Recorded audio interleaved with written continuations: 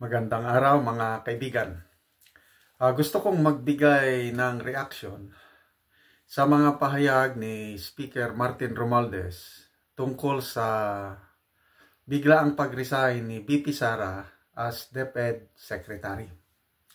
Okay, gusto ko lang i-remind na meron tayong backup channel, The General's Perspective.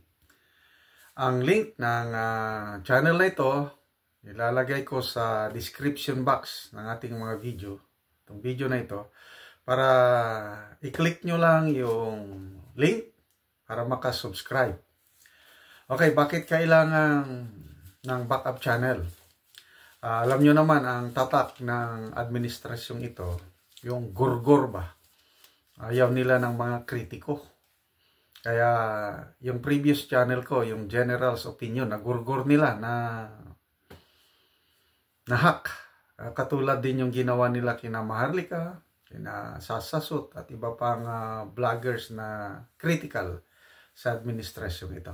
Kaya minabuti ko na may backup channel tayo para in case na magurgor itong General's Viewpoint, tuloy-tuloy lang ang ating paglalahad ng ating mga opinion at kuro-kuro. Okay, so 1 week na hata mula nung nag-resign si VP Sara.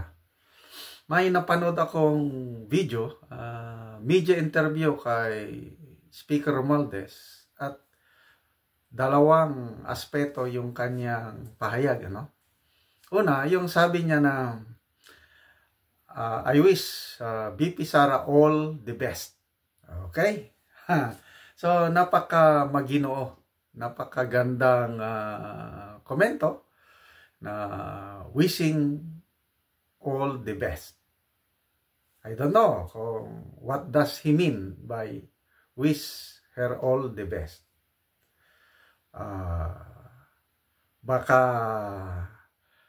coming from his own heart na the best is yet to come kay VP Sara. Nako, delikado siya kung yun ang gusto niyang ibig sabihin, kasi kung minsan ang ating mga words very powerful, pag sabihin mo sa isang tao na, example, tayong mga parents or grandparents, puros negative words ang lumalabas sa ating bunganga papunta towards our children or grandchildren, sa immediate family. Nako, it will have a lasting effect, yung mga negative words na yon, at most likely magkakatotoo yun kung yun ang sinasabi mo palagi negative sa ating mga kapwa-tao.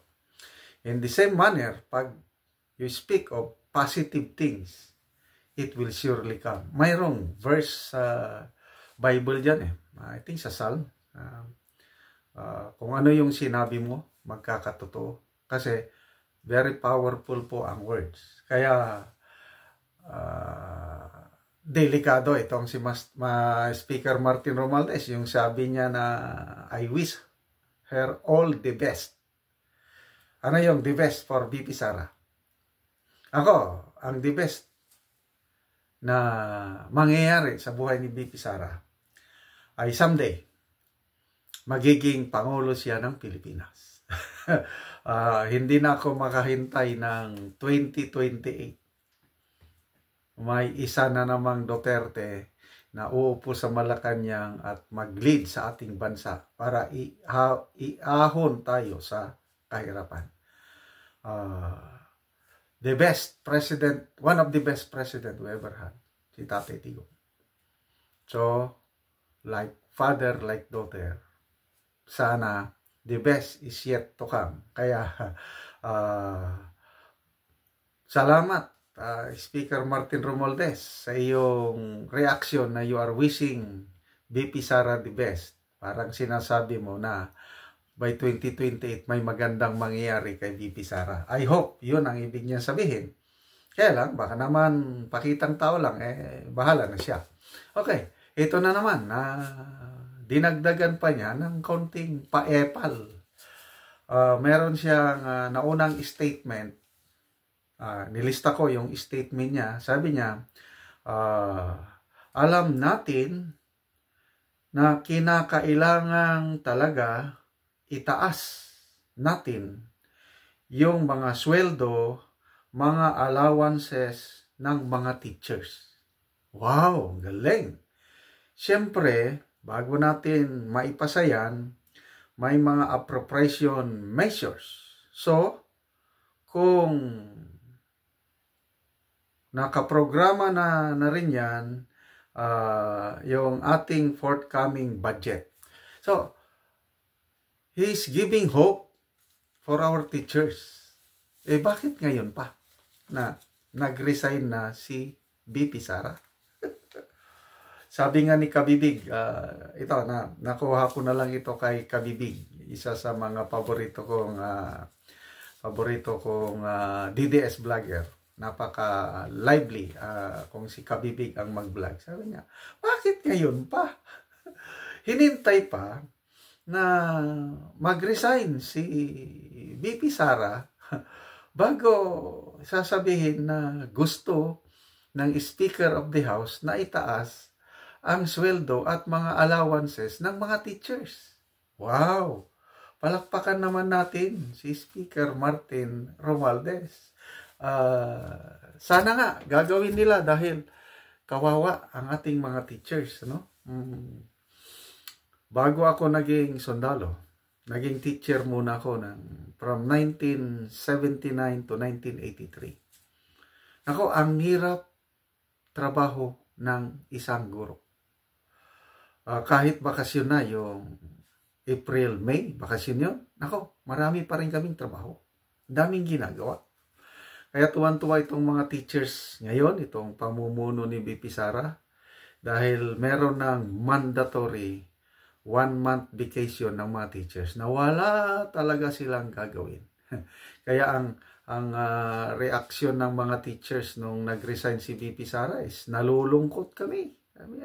Siya lang ang may malasakit sa aming mga teachers na nagbigay ng mandatory vacation ng 1 month.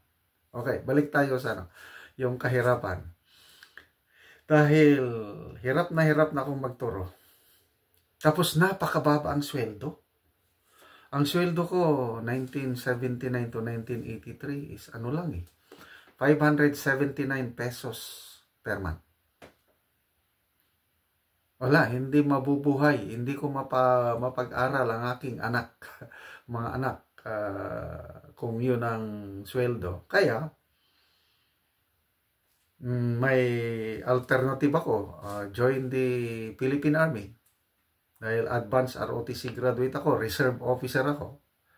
Ayun, nag-apply sa active duty ng Philippine Army. So, from 1973, yun na, naging sundalo na ako hanggang naka-retire ng 2015. At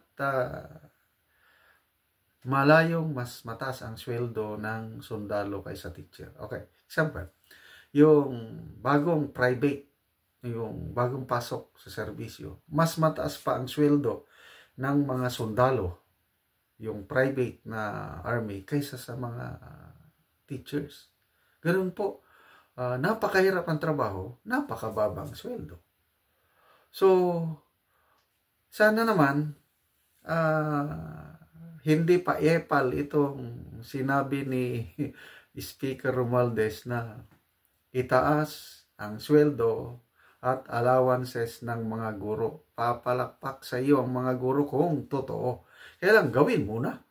Hindi yung promise lang, hindi yung salita lang. Kasi hanggang salita lang, baka mamaya paparating ng eleksyon. Yun, gagawa na ng mga ganong promises. Hindi nyo na maluloko ang Pilipino ngayon. Usong-uso ngayon yung tamba rice. Ako, yun ang next topic ko dahil trending yan. Ang daming nagpapadala sa akin ng pictures ng nakapak na rice. Rodriguez rice. Grabe. Punong-puno na ngayon na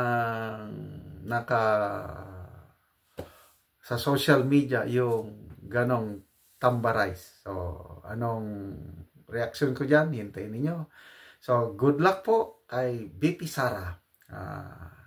Sa ngayon, tahimik pa siya Nagpa-interview lang siya minsan. I think GMA yung interview sa kanya na sabi niya personal niyang inabot ang resignation letter niya kay Pangulong Marcos, which is very good, yung sign of respect. Kaya lang, irrevocable. Hindi na yung mababago. Kaya umiikot na lang siya ngayon sa mga different DepEd regional offices. Kasi may 1 month siya hanggang July 19 pa ang end of her term as DepEd Secretary. Let's wish all the best to VP Sara. The best is yet to come for her by 2028.